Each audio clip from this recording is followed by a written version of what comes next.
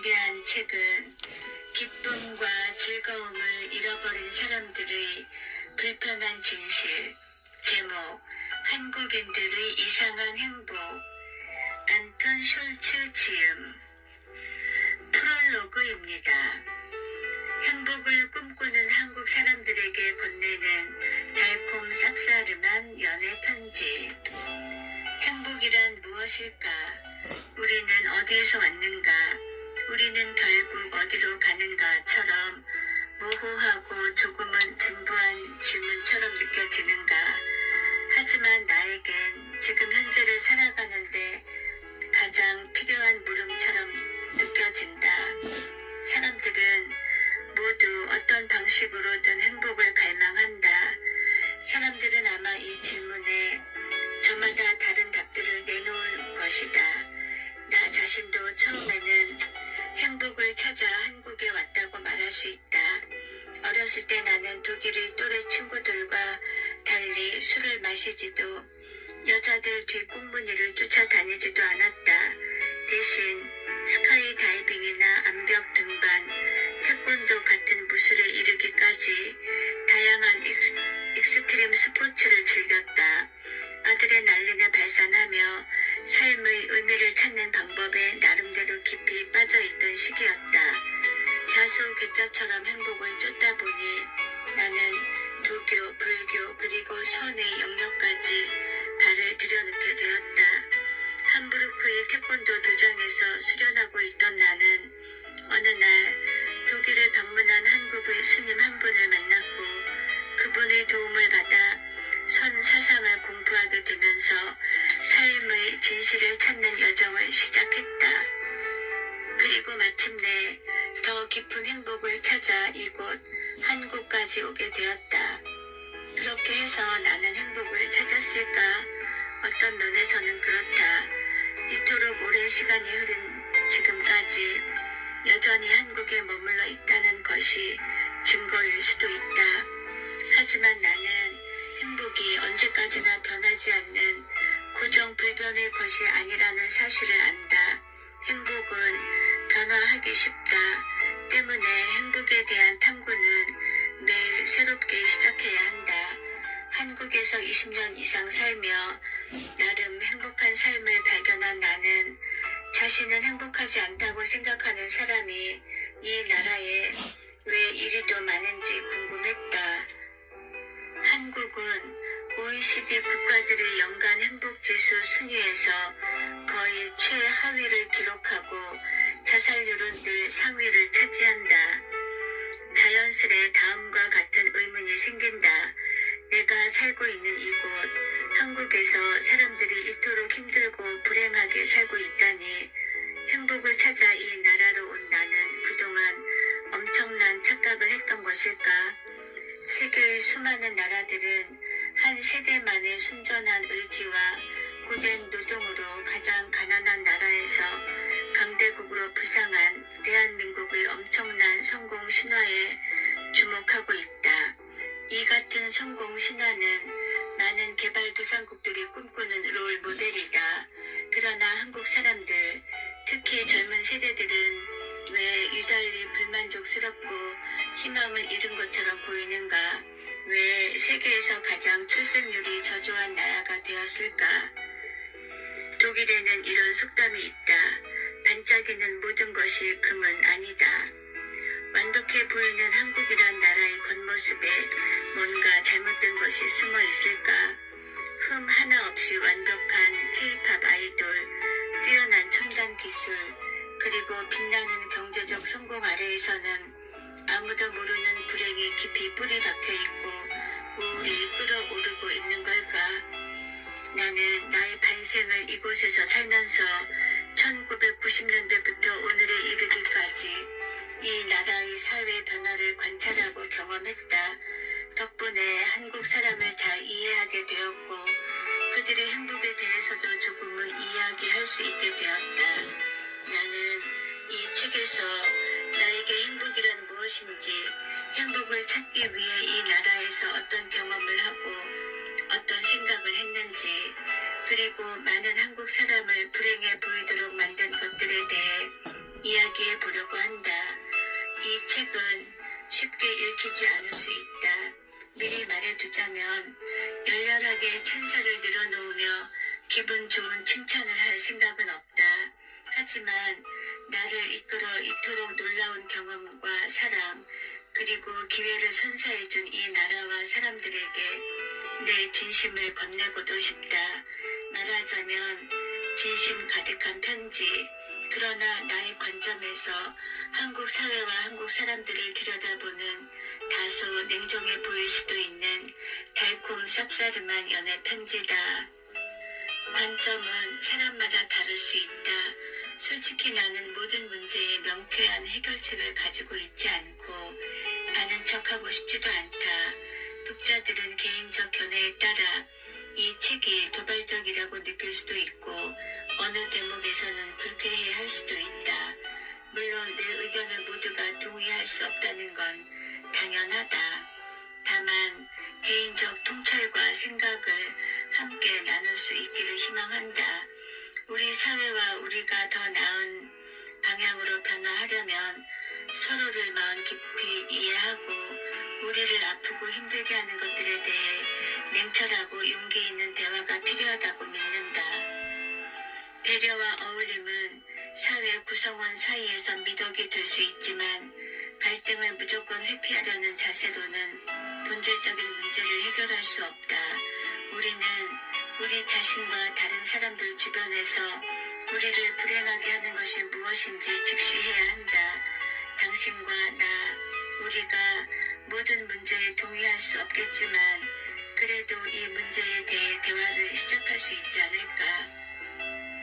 한 해 한 해 시간이 갈수록 나는 한국 사람들이 자신의 삶에 크게 불만족하고 있다는 자료를 목격한다. 많은 수의 젊은이들은 이 나라를 떠나고 싶어하고 탄생을 알리는 아이들의 우렁찬 울음소리는 점점 줄어들고 있다. 분명 우리 사회에 근본적인 문제가 있다는 걸 증명하는 사실들이다. 이것은 마치 달콤한 미소에 감춰진 균열, 완벽한 웃음 속에 비친 얼룩 같다. 놀랍도록 전 세계에 떠오른 대한민국의 위상과 이미지는 어찌된 일인지 성형된 듯하다. 겉으로 보기엔 성공했고 명성도 얻었지만 내적으로 점점 공허하고 외로움을 앓고 있는 사람. 한국 사회를 사람으로 비유하면 이런 사람이지 않을까. 사회를 향한 개개인의 절망감 역시 증가하고 있다. 그렇다면 이러한 놀라운 발전 속에서 외면과 내면의 불균형은 언제 어디에서부터 벌어진 것일까? 행복하기 위해서는 무엇이 나를 행복하게 만드는지 알아야 한다. 뻔한 말이지만 자신이 어떻게 살고 싶고 무엇을 바라는지조차 모른다면 행복해지기 어렵다. 한국 사회에는 많은 유무형의 규제가 존재하는 동시에 어린 시절부터 개인이 성장하기 위해 선택할 수 있는 폭이 좁은 특성이 있다. 상대적으로 많은 재산, 더 좋은 직업, 더 비싼 아파트에 대한 끊임없는 만트라를 넘어선 인생의 행복은 무엇일까?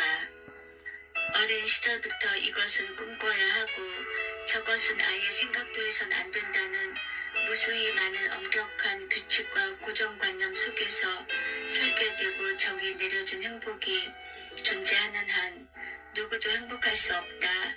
성격, 생김새, 취향이 다르듯 사람들은 저마다 자신만의 인생관과 꿈을 꿀 수 있어야 하고 그 생각들은 마땅히 존중받아야 한다.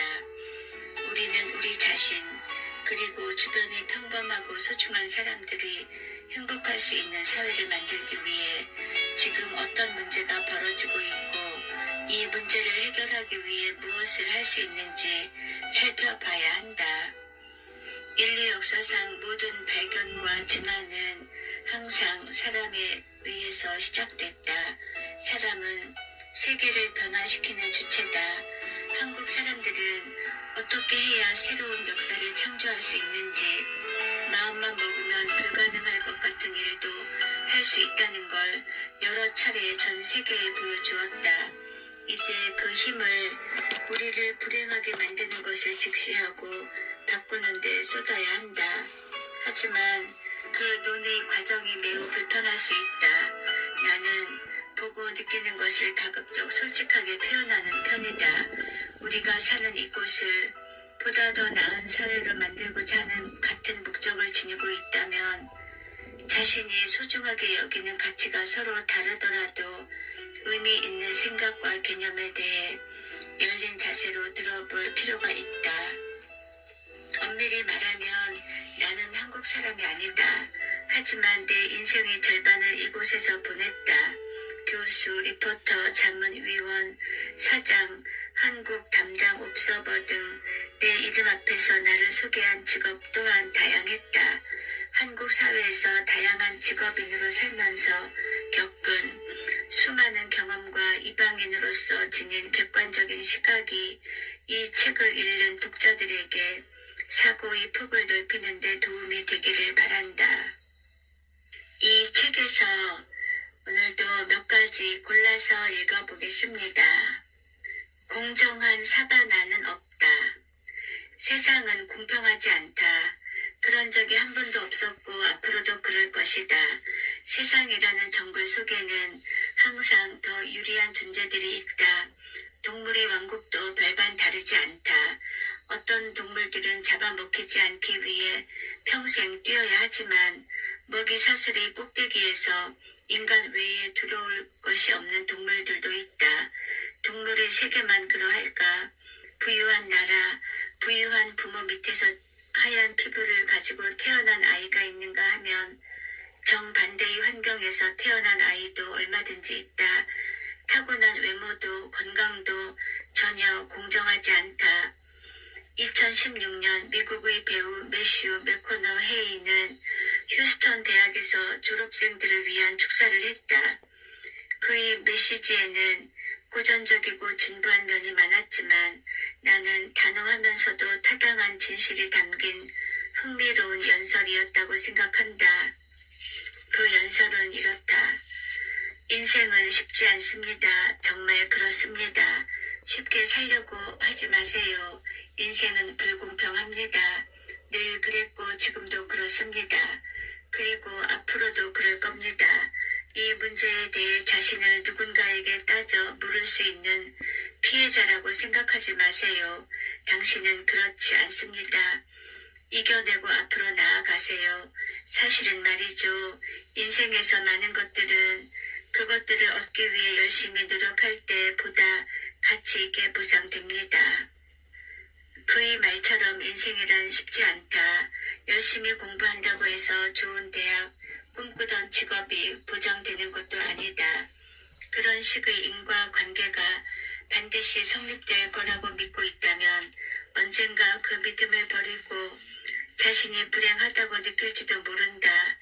잡동사니 수준의 영상으로 수백만 구독자를 보유한 유튜버가 있고 놀라울 만큼 양질의 콘텐츠를 제공하면서도 알려지지 못한 사람도 있다. 그렇다고 공평하지 않은 세상을 무조건 나쁘다고 할 수도 없고 그 때문에 삶이 불행하다고 할 수도 없다. 영국 가디언의 칼럼니스트이자 동물학자, 환경운동가인 조지 몽비오의 말처럼 만약 부가 부단한 노력과 진취성의 결과라면 아프리카의 모든 여성은 백만장자가 돼 있을 것이다. 그렇다면 아프리카 여성들은 공정하지 않은 세상에서 불행만을 맛보고 있는 것일까? 노력한 만큼 성과가 보이지 않는 아프리카에서 행복을 느끼는 건 불가능한 일일까? 비교와 경쟁의 시선으로 보면 가난한 나라에 살고 있는 사람들의 삶이 행복해 보이지 않을 수도 있다. 그렇다고 잘 사는 나라가 가난한 나라를 위해 잘 사는 부유층이 어렵게 살아가는 극빈층을 위해 적극적으로 나서서 공정한 세상을 이룩해야 할까? 전혀 그렇지 않다. 물론 어느 나라의 사회에서나 약자는 보호받아야 하고 아무리 가난한 사람이라도 성공할 수 있는 공정한 시스템이 구축되어야 한다. 사회 전반의 공정성은 실현되어야 한다. 다만 현실을 착각하지 말아야 한다. 모두가 평등하고 모든 것이 공정해야 한다는 것에 너무 집착해서도 안 된다. 최근 한국에서는 공정성이 뜨거운 이슈다. 공정이라는 필터로 세상을 들여다보니 불이익을 받다, 공정하지 않다, 부당하다는 목소리가 여기저기서 터져나온다. 경쟁에 내몰린 사람들이 많다 보니 그렇게 느낄 수 있다. 자기 입장에서 따져보면 손해를 본 것이고 불공정하다고 여겨질 것이다. 이 사회에 no pain, no gains, 고통받지 않았다면 어떤 이익도 누릴 자격이 없다라는 말이 강박적으로 통용되는 건 필연적인 결과 같기도 하다. 당연하게도 스펙을 쌓느라 책상 앞에서 고군분투하는 취준생들은 몇 년 전 인천공항사의 비정규직 종사자들이 정규직으로 채용되었을 때 청와대 청원 게시판까지 찾아가 불만을 토해냈다.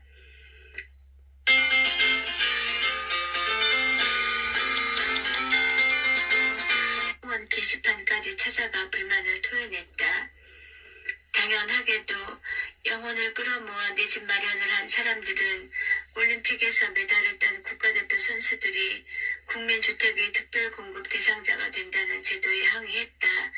나처럼 공부해서 시험을 통과한 것이 아니라면 정규직으로 채용될 자격이 없고 나처럼 집을 마련하기 위해 애쓰지 않았다면 어떤 사람도 집을 얻을 자격이 없다고 여긴다.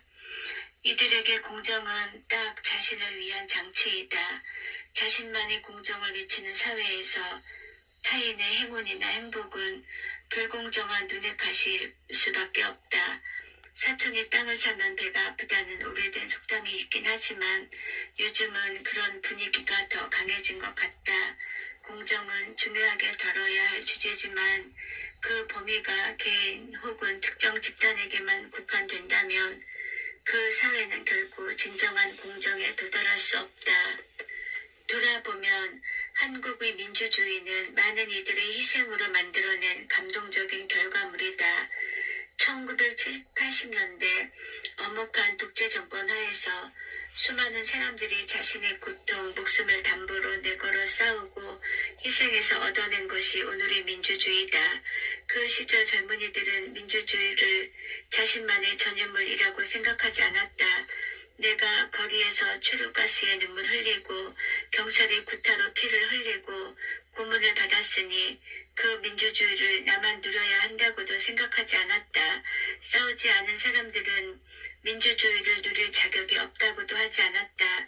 애초에 자기 자신만을 위한 싸움이 아니었기 때문이다. 처음 한국에 정착해서 어학당에 다녔을 때만 해도 이른 아침의 해화동 거리에는 최루가스 냄새가 남아있었다. 도로 위에는 돌들이 둥글었다.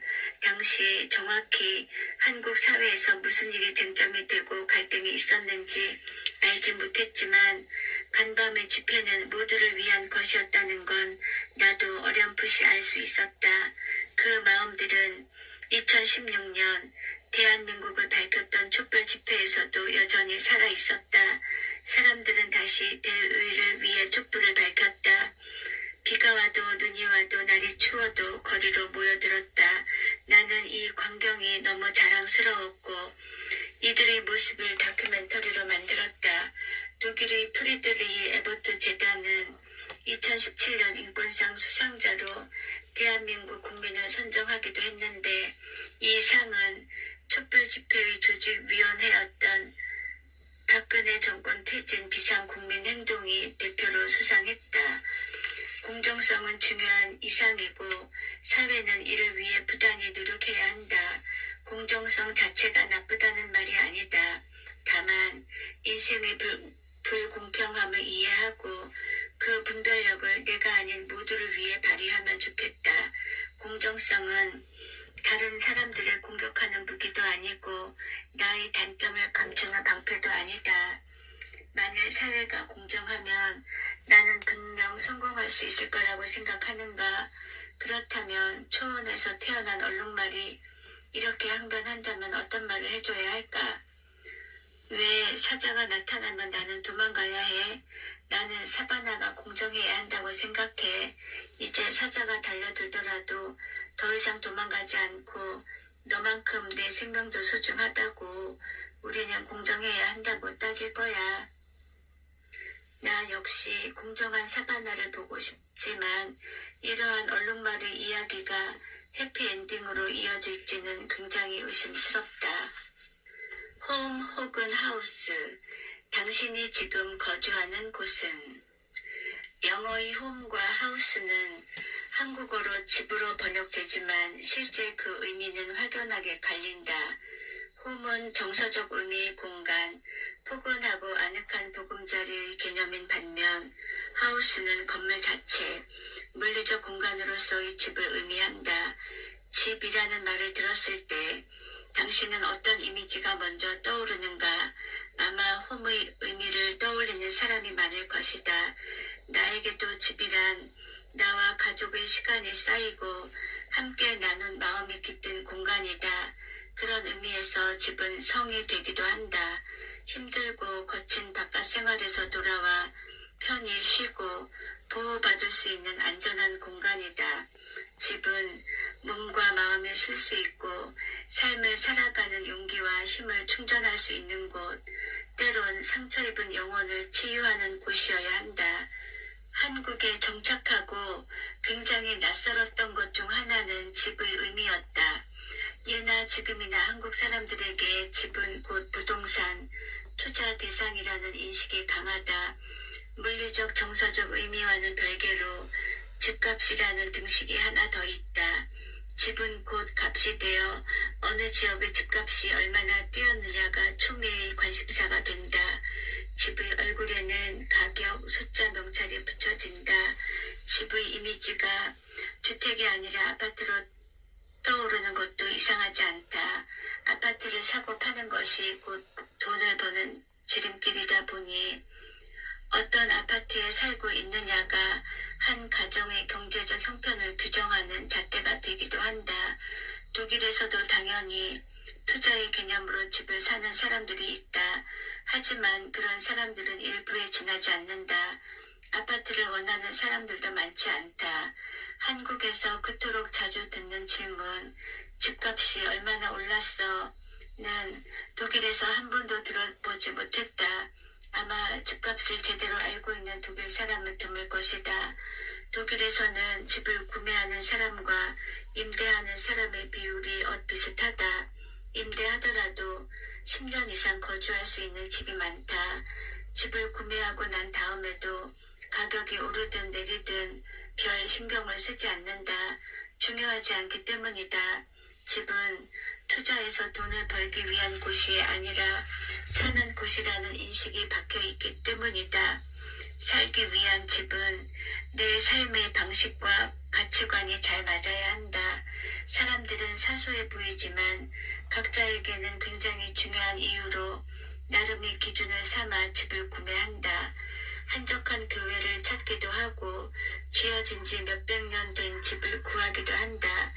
바닥의 재질이 나무인지 돌인지 유심히 살펴보는 사람이 있는가 하면 바닥과 천장의 높이가 얼마나 되는지가 선택의 중요한 기준이 되는 사람도 있다.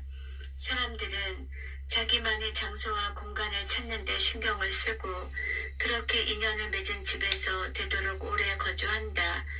집을 보는 기준은 향후 가격이 오를 거라는 기대가 아니라 나와 가족이 행복한 시간을 만들어갈 수 있는 공간인가 하는 고민이다. 한국 사람들은 이사를 자주 간다. 요즘은 법이 바뀌었지만 2년 혹은 4년마다 이사 주기가 찾아온다. 집이 있더라도 자기 집을 놔두고 전셋집에 살면서 이사를 다닌다.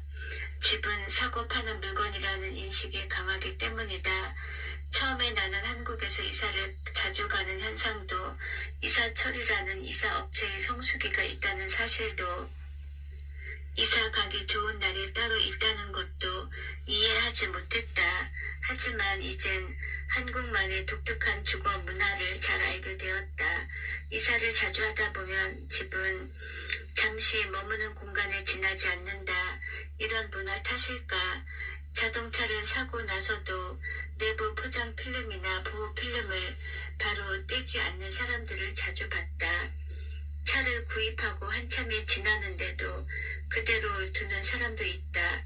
그 이유가 궁금해서 물어보니 나중에 다시 팔 수도 있어서 그러는 거라고 한다.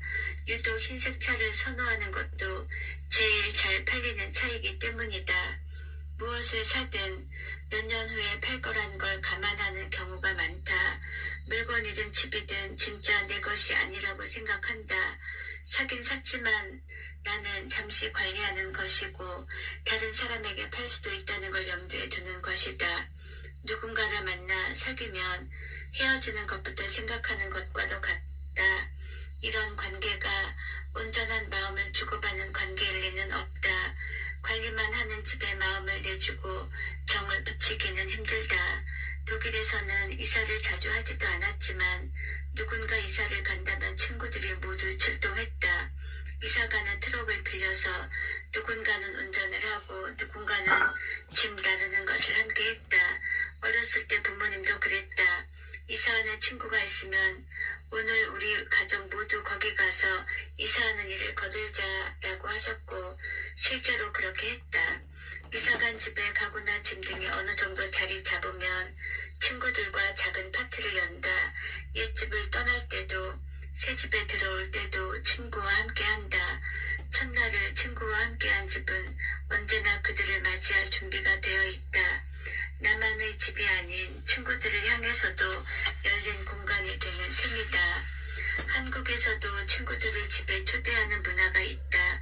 이사하고 나서 집을 깨끗하게 정리한 다음 대접하는 점은 독일과 다르다. 음식을 차려놓고 말끔한 공간들을 보여준다.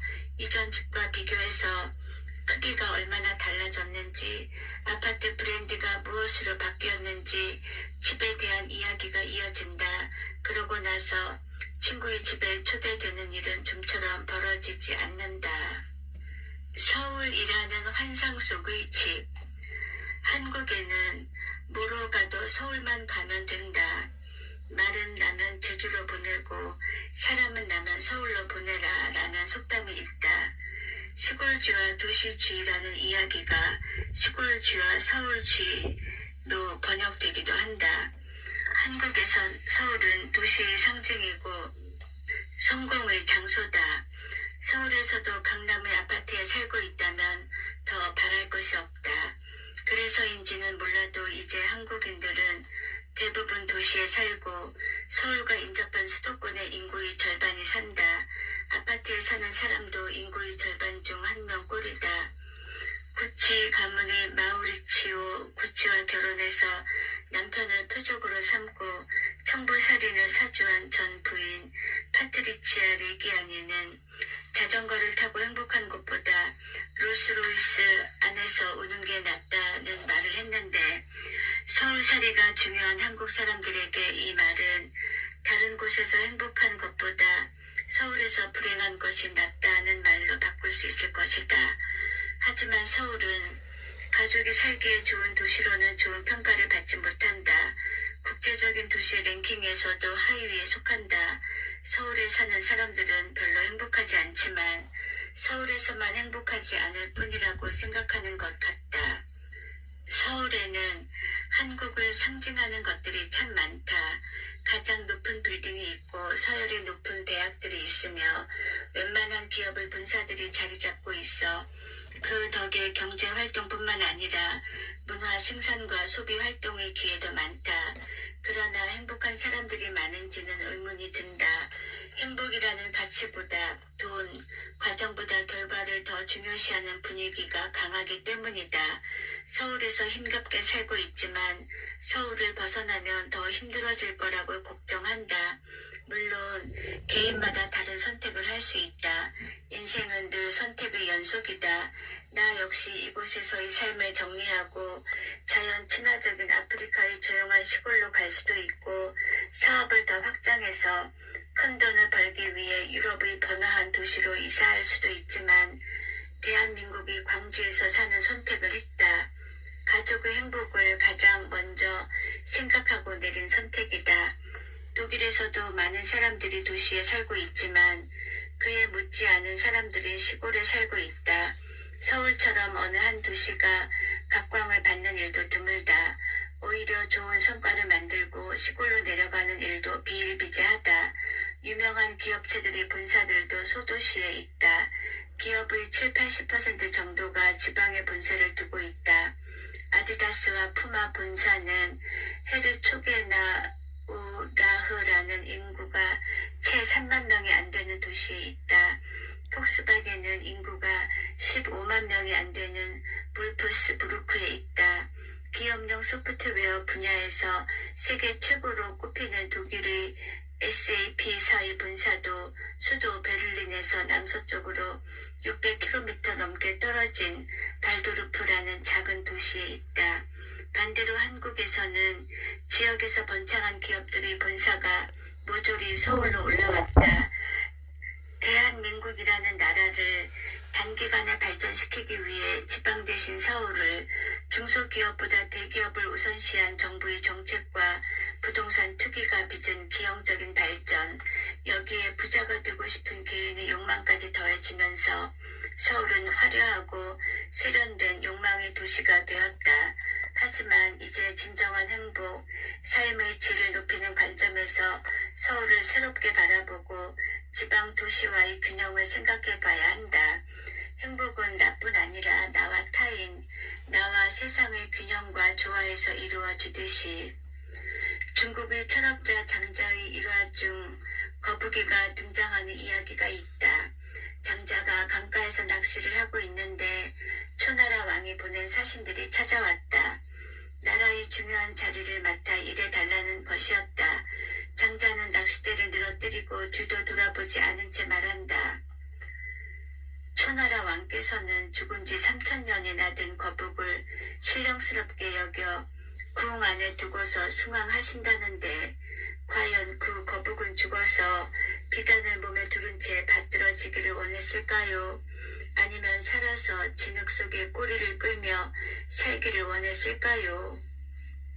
사신들은 당연히 후자를 떠올렸을 것이다. 장자는 자신 역시 살던 곳, 살던 진흙밭에서 자유롭게 꼬리를 끌며 살고 싶다고 답한다.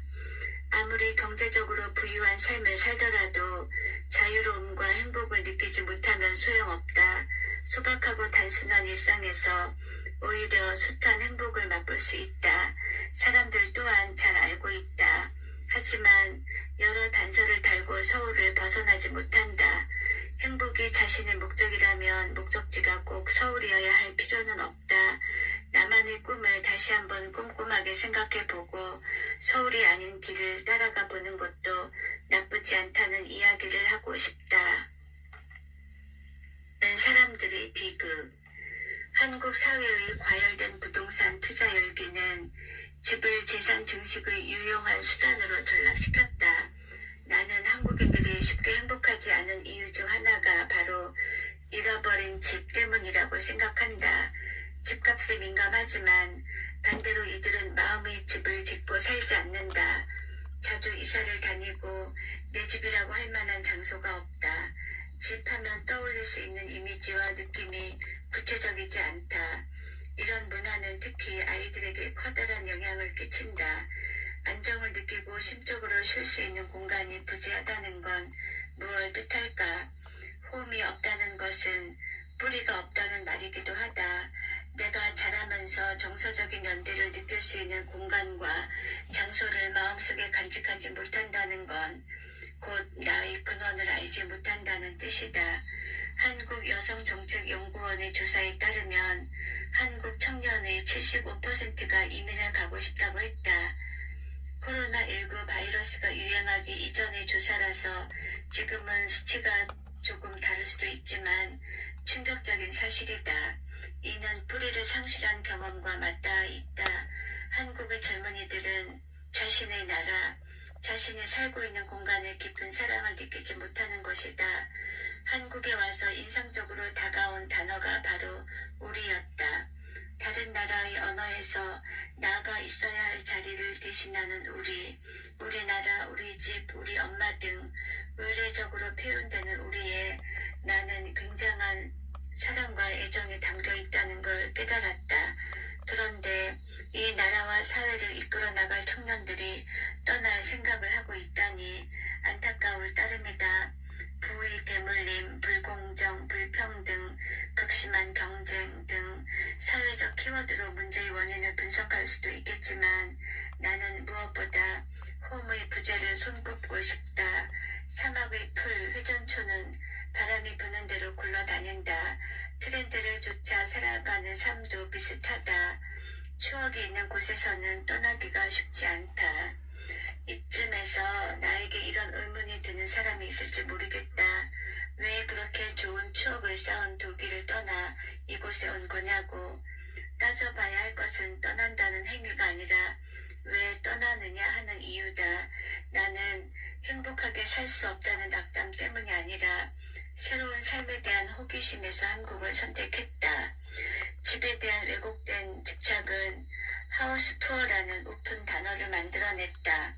한국 사회의 한 단면을 보여주는 이 콩글리시 단어는 빚을 내서 집을 사느라 높은 이자를 감당하며 힘들게 살아가는 사람을 뜻한다. 영끌이란 표현도 있다. 한국에서는 집을 소유하기 위해서는 영혼까지 끌어모아야 한다. 행복은 집을 마련하면서 시작되는 것 같다. 집을 소유해야 한다는 개인적 욕망과 사회적 분위기를 이해하지 못하는 것은 아니다. 한국의 지난 역사가 그 욕망을 부추겨왔다. 경제성장은 경이로울 정도다. 조금씩 천천히 발전한 것이 아니다. 불과 30년 만에 농경사회에서 산업사회로 유럽에서는 100여 년이란 시간이 걸린 산업혁명을 일으켜냈다. 짧은 시간 동안 이루어낸 고도성장은 가계 경제에도 영향을 끼쳤다. 삽시간에 부자들이 탄생했다. 그 과정에서 부동산은 마법 같은 힘을 발휘했다. 지금도 여전히 부동산 신화는 계속되고 있다. 집을 사고 팔면서 재산을 축적한 성공 스토리는 사회 전체에 커다란 영향을 끼쳤다. 너도 나도 단기간에 돈을 벌 수 있는 희망을 꿈꾸고 있다. 하지만 고도 성장의 시기는 지나갔다. 해마다 10%, 15% 경제가 성장하는 시기는 쉽게 오지 않을 것이다. 한국 사람들이 마음속에 자리 잡은 지금보다 더 잘 살아야 한다는 주문은 쉴 때도 되었다. 더 잘, 더 많이라는 밀어붙이기식 주문은 삶을 각박하게 하고 마음을 불안하게 할 뿐이다. 어느 학자가 나에게 한 말처럼 한국 사람들은 이제 지는 것도 배워야 할 시기가 온 것이다. 인구는 줄어드는데 아파트는 계속해서 올라가고 있다. 과연 언제까지 이러한 현상이 지속될 것인가? 서울의 집값은 세계 주요 도시와 비교해봐도 너무 비싸다. 주요 나라와 비교해보면 GDP는 낮은데 집값은 더 비싼 기현상이 벌어지고 있다. 나는 서울의 집값은 언젠가 떨어질 거라 생각한다. 한국 사람들은 트렌드에 민감하다. 사람들로 붐비는 번화가에 가보면 올해의 패션 트렌드를 알 수 있고 SNS에서 입소문을 탄 맛집에는 줄이 길게 늘어서 있다. 남들이 하는 것이니 나도 해보자는 심리는 사회를 발전시키는 원동력이 되기도 했지만 개성 없고 획일화된 기준을 형성하게 했다. 성공했느냐 행복한가의 기준은 남들과의 비교에서 얼마나 경제적 우위를 차지하고 있느냐가 되고 말았다. 부동산에 그토록 연연하는 것은 남들도 집으로 저만큼이나 돈을 벌었는데 나도 해보자 하는 심리가 발동한 것이 아닐까. 내 집을 마련해야 행복해질 수 있다는 믿음은 일종의 트렌드이기도 하다. 모두들 빚도 내고 영혼을 끌어서까지 집을 장만하고 있는데 나만 가만히 있으면 불안한 것이다. 지금 트렌드에 편승하지 않으면 뒤처지게 되고 기회를 놓치면 남은 인생에서 불행할지도 모른다고 생각한다. 트렌드를 쫓고 대세에 순응하는 것에서 편안함을 느끼는 이러한 분위기는 어쩌면 똑같은 구조와 똑같은 스타일로 살아가는 아파트 문화에서 비롯된 것은 아닐까. 삶의 방식이 비슷하니 생각도 닮는 것이다. 모두가 같은 목적을 띠고 비슷한 스타일로 꾸며진 아파트를 보면 나는 잔뜩 긴장한 채 열을 잘 맞추고 행군하는 한 무리 군인들이 연상된다. 조지 오웰이 1984에서 묘사한 전체주의 사회를 건축물로 표현하자면 아파트가 딱 맞아떨어질 것 같다. 몇 달 사이 집값이 올라 재산이 늘었다는 사람이 나는 전혀 부럽지 않다. 내가 돈에 초연한 사람은 아니지만 생각하는 행복과는 거리가 느껴지기 때문이다. 내 취향에 맞춰 집을 꾸미고 사랑하는 가족들과 좋은 시간을 보낼 수 있는 공간이 있다는 것만으로도 행복하고 감사하다. 그럼에도 우리 가족은 언젠가 이 집을 떠날 수 있다. 중요한 것은 집이라는 공간이 아니라 가족의 행복이기 때문이다. 우리가 뭔가 새로운 삶을 시작하고 싶다는 생각이 들고 그러기 위해서 다른 곳으로 가야 한다면 당연히 이곳을 떠날 것이다. 집에 관한 내 생각이 옳다고 할 수는 없다. 나는 그저 내가 생각하는 이야기를 하고 싶었다. 집을 구매할 여력이 충분하다면 마음에 드는 공간을 찾아 구매하는 것이 이상적인 일이다. 하지만 부동산으로 돈을 벌지 못해 상대적인 박탈감을 느끼거나 투기와 투자를 권하는 사회적 분위기에 휩쓸리거나 집을 사놓고 빚 때문에 불안해할 필요는 없다. 언제 올지 모르는 미래의 대박을 꿈꾸기보다 소소하더라도 지금 행복할 수 있는 방법을 터득했으면 좋겠다. 독일의 대학 활용법. 독일의 교육제도는 한국과 다르다. 특히 극명하게 구별되는 것이 입시제도다. 한국에서는 쉽게 받아들일 수 없는 제도가 독일에서는 국민적 동의 속에 시행되고 있다. 독일에는 한국의 수능 시험격인 아비투어가 있다. 고등학교 마지막 시기에 약 한 달에 걸쳐 치르는 고등학교 졸업 시험이자 대학 입학 자격 시험인 아비투어는 4과목 중 3과목의 논술 시험과 1과목의 구술 시험으로 치러진다. 4과목은 독일어, 수학, 외국어 중 2과목과 학생의 적성과 진로에 맞춰 선택해서 이수한 2과목이다. 이 시험은 300점 만점으로 최소 100점 이상을 받아야 고등학교를 졸업하고 대학에 지원할 수 있다. 대학 입학에는 물론 고등학교 성적도 반영된다. 우리의 내신격인 마지막 2년간의 시험 점수는 최대 600점이 반영된다. 결과적으로 대학에 들어가기 위해서는 아비투어가 3분의 1, 내신 성적이 3분의 2가 반영된다. 아비투어는 딱 한 번으로 끝나지 않는다. 이전의 내신 성적에 비해 아비투어 점수가 지나치게 낮게 나왔다면 그 학생은 다시 시험을 치를 수도 있다. 학생 스스로 고등학교 마지막 2년 동안 치르는 시험 과목을 정할 수도 있다. 전혀 관심이 없거나 더 이상 공부하고 싶지 않은 과목은 시험을 치르지 않는다. 물론 영어를 제외하는 대신 다른 언어 과목을 선택해야 하고 수학을 빼는 대신 물리학이나 화학 중 하나는 선택해야 하는 원칙이 있긴 하다. 결론적으로 더 공부하고 싶은 과목에 집중해서 전문성을 기르는 방향으로 공부할 수 있게 만든 제도다.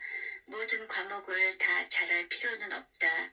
이런 제도에서 어느 하루의 시험 점수로 남은 인생에 큰 영향을 끼치지 않는다. 기본 점수만 획득하면 되기 때문에 실제로 시험에 응시하는 대부분의 학생들이 합격한다. 시험에 통과한 학생들은 원하는 대학을 원하는 시기에 갈 수 있는 자유도 누린다.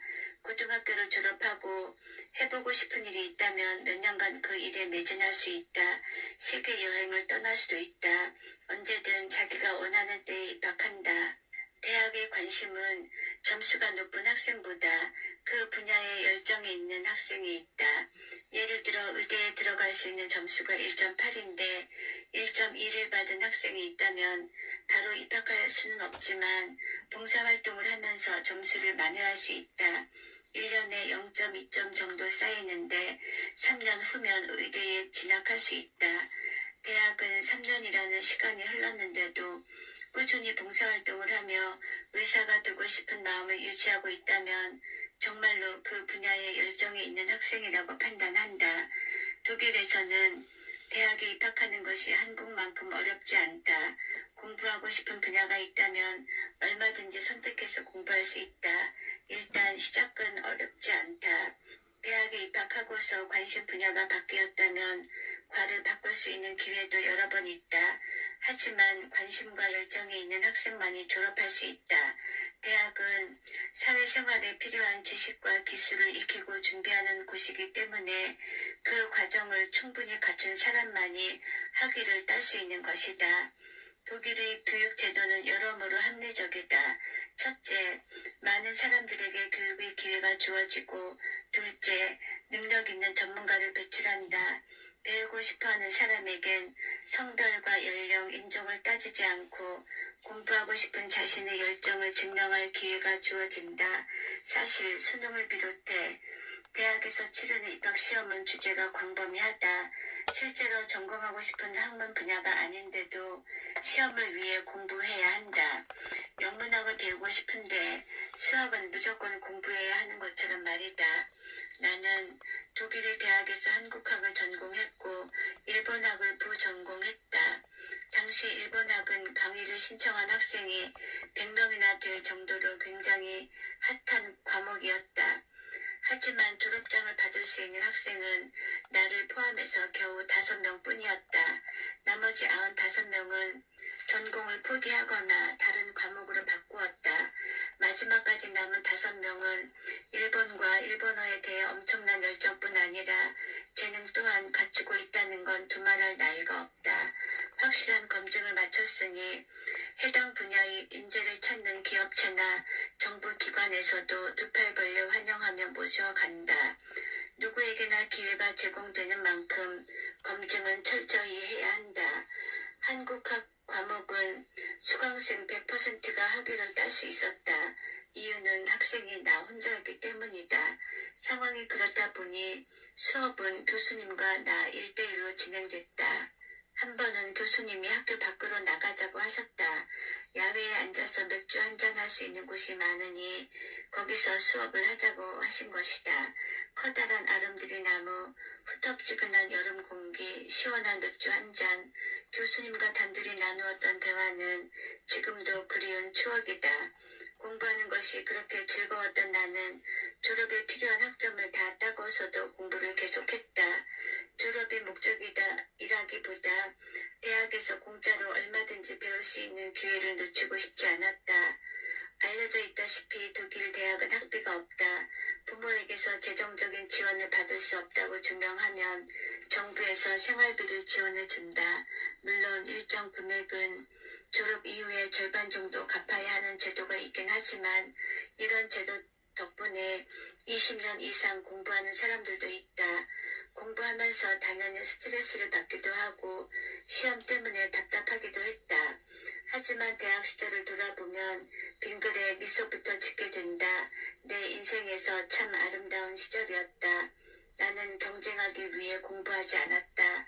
대학 시절의 공부는 나 자신의 역량을 개발하고 더 성숙한 사람이 되기 위한 과정이었다. 사회적으로 인정받을 수 있는 조건을 갖춘 사람이 되기보다 배우면서 즐거움과 행복을 느낄 줄 아는 사람이 된 것, 내가 받은 교육의 효과였다. 부모는 최선의 가치를 일깨워주는 인생의 스승. 교육이 만들어내는 악순환의 고리를 끊을 수 있는 실질적인 방법은 무엇일까? 모든 것이 그렇듯 변하는 나부터, 나의 자녀들부터 시작해야 한다. 애가 커서 어떤 일을 했으면 좋겠어요? 누군가가 나에게 묻는다. 행복했으면 좋겠어요? 그가 다시 묻는다. 아니요, 그 뜻이 아니라 어떤 직업을 가졌으면 좋겠냐는 질문이에요. 그냥 뭘 하든 행복하면 될 것 같아요. 아이가 하고 싶은 일이고 만족한다면 괜찮을 것 같은데요. 이 대목에서 질문한 사람은 어리둥절한 표정을 짓는다. 내 관심사는 아이의 직업이 아니라 행복이니까. 하고 싶은 일을 하지 못하고 원하는 삶을 살지 않는 이들의 마음엔 행복이 들어설 자리가 없다. 나만의 행복 찾기. 결국 내가 이 책을 통해 하고 싶은 이야기이기도 하다. 부모로서 나는 아이가 스스로 행복을 찾을 수 있도록 도와야 한다. 원하는 삶이 무엇인지 스스로 결정하도록 이끌어야 한다. 누구도 알 수 없는 미래를 위해 이걸 하면 넌 행복할 수 있을 거야. 네 삶에 도움이 될 거야 라며 강요하는 것은 내 역할이 아니다. 그리고 훗날 아이가 자신의 인생을 충분히 탐험한 후 내리는 결정과 선택은 존중해줘야 한다. 한국의 부모들은 아이의 인생에서 많은 부분을 결정하고 선택한다. 한때는 결혼을 할 때 예식과 관련된 세부적인 내용까지 부모가 관여하는 것이 이상한 일이 아니었다. 1990년대만 해도 호텔, 식당이나 카페 같은 곳에서 양가의 부모님과 함께 앉아있는 예비 부부들을 많이 보았다. 본인의 결혼이지만 부모의 발언권이 훨씬 커 보였다. 물론 요즘은 그마저도 옛 이야기다. 부모는 자식에게 무엇이 최선인지 늘 안다고 생각한다. 사실일 수도 있지만 품 안에 있을 때나 맞는 말일 것이다. 어린 시절일지라도 지나친 개입은 스스로 살아갈 자립심을 기르는데 전혀 도움이 되지 않는다. 어미새는 새끼들에게 나는 법을 가르쳐 줄 수 있지만 대신 날아줄 수는 없다. 날개를 펼칠 수 있는 공간을 마련해 주어야 하고 스스로 날 수 있을 때까지 끈기 있게 기다려야 한다. 아기새는 제대로 날 수 있을 때까지 몇 번의 충돌을 경험할 것이고 그때마다 아프고 쓰라릴 것이다. 하지만 잘 될 때까지 실수하고 실패하는 것이 인생이다. 실패는 삶의 일부이고 가장 강력한 선생님이다. 앞치마를 두르고 요리하는 아빠를 보고 자란 아들은 한때 요리사가 장래 희망이었다. 그 꿈을 펼쳐보고 싶었는지 한 번은 부엌에서 채소 자르는 것을 돕다가 셰프용 칼을 사용해보고 싶다고 했다. 아이가 사용하기에 칼은 굉장히 날카롭고 컸다. 위험하다고 생각했지만 칼을 건넸다. 나는 두 가지를 생각했다. 아이가 만약 손을 베이거나 다치더라도 병원에 가면 그만이고 생명에 지장을 줄 일은 벌어지지 않을 것이다. 이 경우 아이는 칼을 조심히 다루는 법을 배우게 될 것이다. 반면 성공적으로 채소 자르는 일을 마친다면 아이는 큰 칼을 다뤄봤다는 자신감이 붙을 것이다. 그렇다면 나는 그 자신감을 믿어줘야 한다. 네가 할 수 있는 만큼만 최선을 다하면 되는 거야. 아버지는 항상 나에게 이렇게 말씀하셨다. 우리 귀에 익숙한 남보다 잘해야 돼 라는 말과는 전혀 다른 의미가 담겨 있다. 잘한다는 것은 그 자체로 의미가 있다. 그러나 남보다 잘이라는 것은 남이 하는 만큼에 따라 내가 하는 것의 가치를 따지게 된다. 그렇다면 어떻게 좋은 것과 더 좋은 것을 측정할 수 있는지도 중요한 문제다. 눈먼 자들의 나라에서는 외눈박이가 왕이다 라는 말이 있다. 우신 예찬을 쓴 르네상스 시대의 인문학자 에라스무스의 말인데 무슨 뜻이 담긴 걸까? 외눈박이는 맹인보다야 시력이 더 낫겠지만 자신 있을 만큼은 아니다. 남들과의 비교를 통해서 가늠할 수 있는 실력이라면 더 높은 실력을 지닌 사람에 의해 언제든지 무너질 것이다. 그는 애초에 자기 실력이 없는 사람이다. 잘하고 싶다면 비교가 아니라 스스로 최선을 다한 만큼 실력을 쌓으면 된다. 사실 나는 승부욕이 강하고 앞서 나가는 것을 좋아하는 기질을 가지고 있다. 하지만 누군가보다 잘했다고 해서 그 일에 만족하지 않는다. 그보다 내가 스스로 정한 목표를 이루어냈을 때의 만족감이 더 크다. 그런 성취를 해낼수록 다른 사람의 칭찬이나 비교에 영향을 받지 않는다.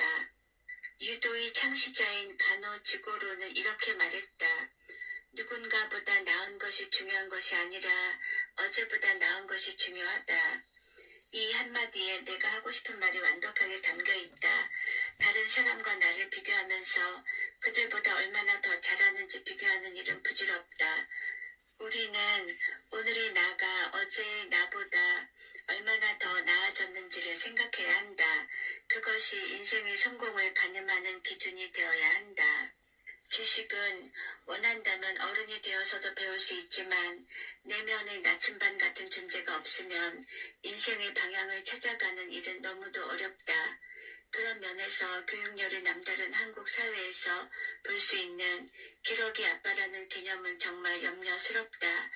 아이의 교육을 위해 가족이 떨어져 지내야 한다는 발상도 이해할 수 없을 뿐더러 홀로 남겨진 아빠의 삶도 가장 필요한 스승을 갖지 못한 채 성장하는 아이들 또한 안타깝다. 아이비리그 대학에 입학하기만 하면 그 잃어버린 시간을 보상받을 수 있을까? 과연 그 성취가 누구를 위한 것이고 그럴 만한 가치가 있는 것인지도 의심스럽다. 무엇보다 가족은 함께 살아야 한다. 서로 가까이 지내며 살도 맞대야 사랑도 가르침도 잘 스며들고 효과가 있다. 내가 되도록이면 아이가 대학에 들어가기 전까지 가깝게 지내며 많은 추억을 쌓고 싶은 이유도 그 때문이다. 함께 먹고 자고 놀고 모험하며 좋은 친구가 되어야 그 순간순간을 통해 전하고 싶은 말을 할 수 있지 않을까. 시리에 빠졌을 때 함께 고민했던 시간, 방황하고 힘들어할 때 붙잡아주고 의지가 되었던 시간을 통해 가르침은 전해질 것이다. 기쁨과 즐거움을 잃어버린 사람들의 불편한 진실, 한국인들의 이상한 행보 중에서 일부 전해드렸습니다. 감사합니다. 편안한 밤 되세요.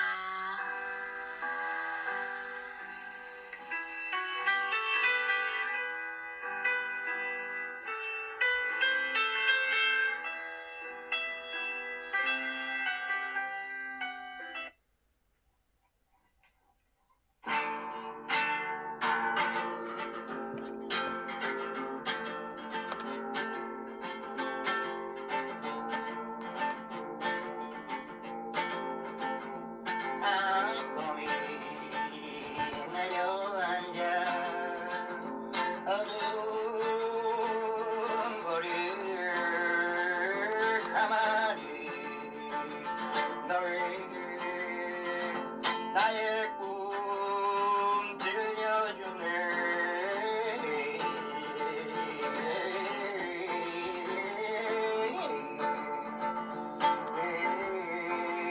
너의 마음 나를 주고 나의 그걸 눌러받으리. 우리의 세상을 둘이서 만들자. 아침에 꽃이 피고 밤에 눈이 온다. 들판을 사이에 따뜻한 온누리 내가 제일 좋아하는 사장이